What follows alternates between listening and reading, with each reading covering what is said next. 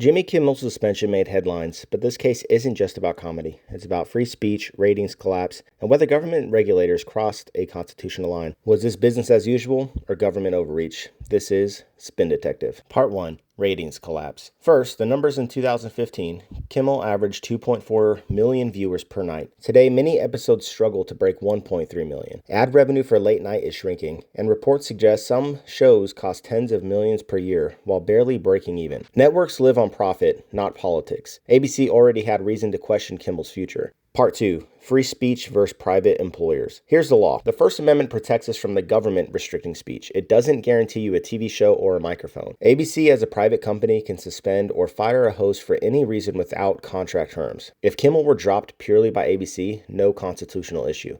That's business. Part 3. The FCC's raised eyebrow. But the plot thickens. FCC Chairman Brendan Carr publicly blasted Kimmel, hinted at remedies, and reminded affiliates about their broadcast licenses. That's not just commentary. That's pressure from the regulator who decides if a station lives or dies. This is what lawyers call regulation by raised eyebrow. No formal order, just a threat. Affiliate groups like Nexstar quickly dropped Kimmel's show, and within hours, ABC suspended him. Then, Carr thanked the stations for doing the right thing. That looks less like business and more like government leaning on private media. Part 4. The constitutional question. So does that violate Kimmel's First Amendment rights? Legally, it's tricky.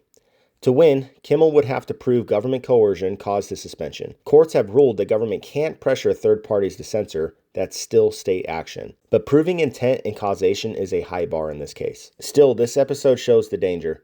Today, it's a liberal comedian. Tomorrow, it could be a conservative host.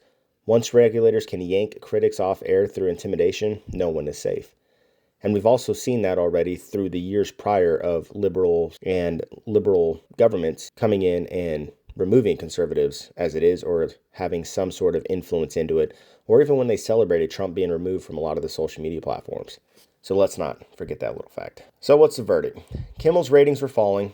ABC had business reasons, but the FCC's heavy hand turned into something bigger, a warning shot for free speech. In America, comedy and criticism are supposed to be protected no matter how unpopular. That's the real case file, and that's why Spin Detective is watching.